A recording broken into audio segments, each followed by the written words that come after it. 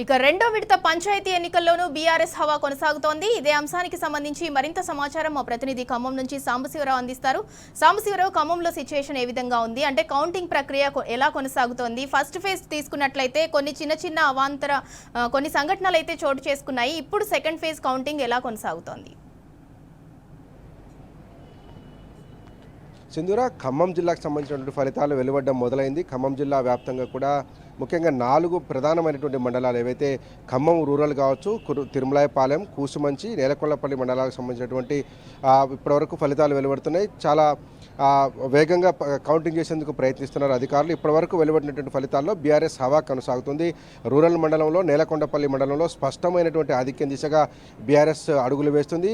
ఇప్పుడు నేలకొండపల్లి మండలం ముజ్జుగూడెం గ్రామంలో 10 వార్డులు ప్రకటిస్తే ఉన్న 10 వార్డుల్లో 9 వార్డులను బీఆర్ఎస్ పార్టీ బలపరిచినటువంటి అభ్యర్థులు భారీ మెజారిటీతో గెలుపొందినారు. దాంతోపాటు రాజేశ్వరిపురంలో సంబంధించినటువంటి 12 వార్డులలో కూడా 9 వార్డులు బీఆర్ఎస్ పార్టీకి సంబంధించినటువంటి అభ్యర్థులు విజయం సాధించారు. మరొక 3 వార్డుల్లో గెలిచినటువంటి కాంగ్రెస్ అభ్యర్థులకు కేవలం 5, 6, 10 ఓట్ల మెజారిటీ వచ్చిందని చెప్పి మనకు సమాచారం అవుతుంది. సో నేలకొండపల్లి మండల వ్యాప్తంగా ఇప్పటివరకు ప్రకటించినటువంటి అనేక వార్డుల్లో కూడా బీఆర్ఎస్ బలపరిచినటువంటి అభ్యర్థులు, సిపిఎం బీఆర్ఎస్ కూటమికి సంబంధించిన అభ్యర్థులు ముందంజలో ఉన్నారు. ఇక ఖమ్మం రూరల్ మండలంలో కూడా ప్రస్తుతం కౌంటింగ్ ప్రక్రియ వేగంగా కొనసాగుతుంది.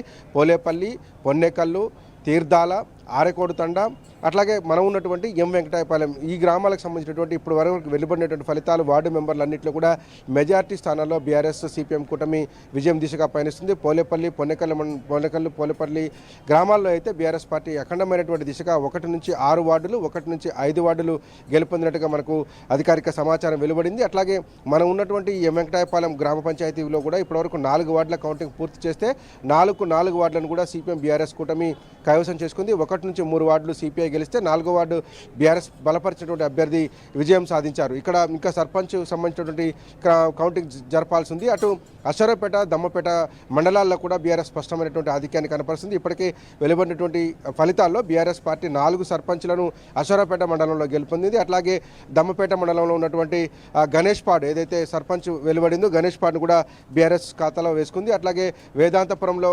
అశ్వరావుపేట మండలం సంబంధించినటువంటి వేదాంతపురంలో కూడా బీఆర్ఎస్ పార్టీ సర్పంచ్ అభ్యర్థి విజయం సాధించారు. ఇక అనేక చోట్ల తీర్థాల, పొన్నెకల్, ఆరెకోడు, దాంతోపాటు పోలేపల్లి, ఎం వెంకటాపాలెంతో పాటు తిరుమలాయపాలెం మండలం ఎదుల చెరువులో 8 వార్డులు ఉంటే 8 వార్డులు బీఆర్ఎస్ పార్టీ గెలిచింది. అక్కడ ఉన్నటువంటి సర్పంచ్ అభ్యర్థి కూడా బీఆర్ఎస్ పార్టీ గెలుపొందింది. మొత్తం క్వీన్ షిప్ చేసి పడేశారు. అక్కడ వేరే పార్టీకి అవకాశం లేకుండా ఎదుల చెరువుకు సంబంధించినటువంటి ఫలితం కూడా పూర్తి స్థాయిలో వెలువడింది. అనేక గ్రామ పంచాయతీల్లో పూర్తి స్థాయి ఫలితాలు వెలువడాలంటే ఇంకా గంటన్నర పట్టేటువంటి ఆస్కారం కనపడుతుంది.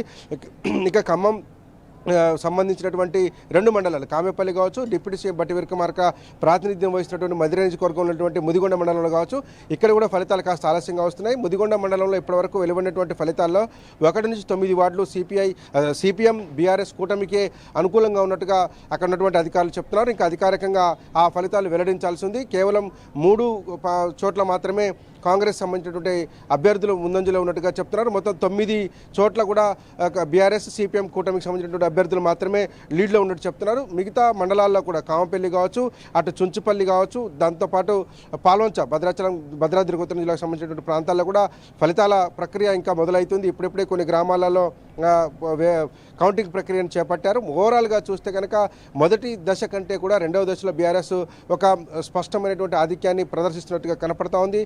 ముఖ్యంగా కొండపల్లి మండలంలో మంచి మెజారిటీలు, మంచి రిజల్ట్స్ వస్తున్నట్టుగా కనపడుతోంది. ఖమ్మం రూరల్ మండలంలో కూడా అదే రకమైనటువంటి ఫలితాలు కనపడుతున్నాయి. తిరుమలాయపాలెం మండలంలో కూడా దాదాపుగా మంచి ఫలితాలు వస్తున్నట్టుగా కనిపిస్తున్నాయి. ఒక కూసుమంచి మండలానికి సంబంధించినటువంటి రిజల్ట్స్ ఇంకా బయటికి రావాల్సి ఉంది. అక్కడ కొంత కాంగ్రెస్కి సంబంధించినటువంటి అభ్యర్థుల విజయాలు కనిపిస్తున్నట్టుగా ఉంది. ఓవరాల్గా 4 మండలాలలో 3 మండలాలు బీఆర్ఎస్ ఒక స్పష్టమైనటువంటి విజయాలు నమోదు చేస్తూ ఉంది. వార్డు మెంబర్లతో పాటు సర్పంచ్ అభ్యర్థులు కూడా మంచి మెజార్టీతో గెలుపొందినటువంటి పరిస్థితి ఉన్నది. భద్రాద్రి కొత్తగూడెం జిల్లా వ్యాప్తంగా కూడా చుంచుపల్లికి సంబంధించినటువంటి కౌంటింగ్ ప్రక్రియ కొనసాగుతుంది. అటు ములకలపల్లిలో కూడా దాదాపు 12 వార్డులు ఇప్పటివరకు బీఆర్ఎస్ కైవసం చేసుకుంది. ఆ ములకలపల్లి మండలంలో రకరకాల పంచాయతీలకు సంబంధించినటువంటి ఫలితాలు వెలువడినాయి. అక్కడ కొన్ని చోట్ల సిపిఎం అట్లాగే సిపిఐ కూడా కొంత ప్రభావం చూపిస్తున్నట్టుగా మనకు అధికారిక సమాచారం అవుతుంది.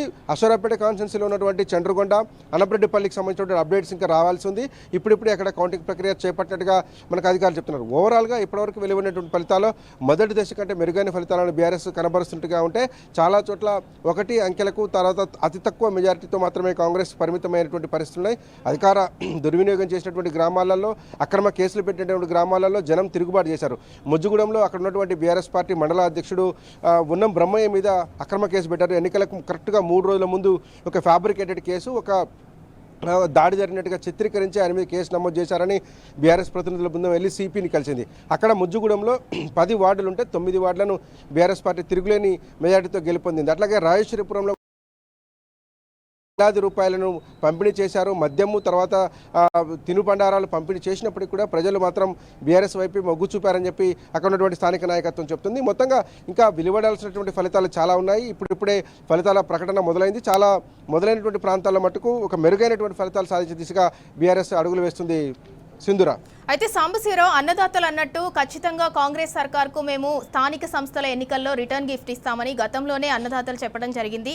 రిటర్న్ గిఫ్ట్ ఇస్తారు అన్న భయంతోనో లేదంటే బీఆర్ఎస్ బలపరిచిన అభ్యర్థి లీడ్లో ఉన్నారన్న భయంతోనో ఫస్ట్ ఫేజ్లో ఇలాంటి కొన్ని అవాంతరాలు సృష్టించారు అని అనుకోవచ్చా? ఇప్పుడు ఫస్ట్ ఫేజ్తో కంపేర్ చేస్తే సెకండ్ ఫేజ్ కూడా కొన్ని డిస్ట్రిక్ట్స్లో మెజారిటీ పర్సంటేజ్ కూడా చాలా బాగా వస్తుంది కదా. వాస్తవంగా మొదటి దశ ఎన్నికలు అనేటివి 3-4 రోజుల గ్యాప్తోనే, అంటే అధికార పార్టీకి ఉన్నటువంటి అడ్వాంటేజ్ని ఉపయోగించుకొని లబ్ధి పొందాలన్నటువంటి కోణంలో నోటిఫికేషన్ ఇచ్చారు.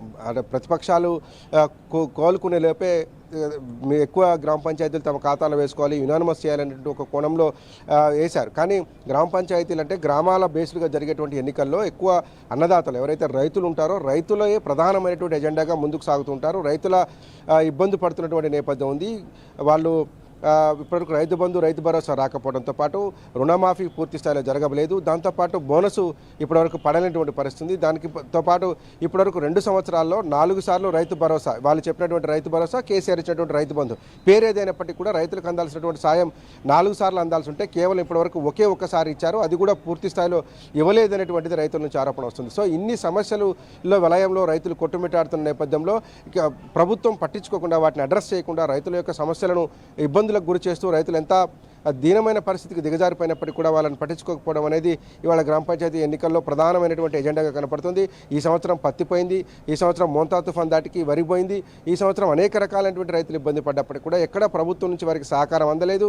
పైగా ఒక జూబ్లీహిల్స్ ఎన్నికల్లో విజయం సాధించడం అనేటువంటి ఒక దాంతో రాష్ట్రం అంతా ఇదే వాతావరణం సృష్టించాలనేటువంటి కోణంలో చేసినటువంటి ఎన్నికల్లో ప్రజలు స్పష్టమైనటువంటి తీర్పిస్తున్నారు.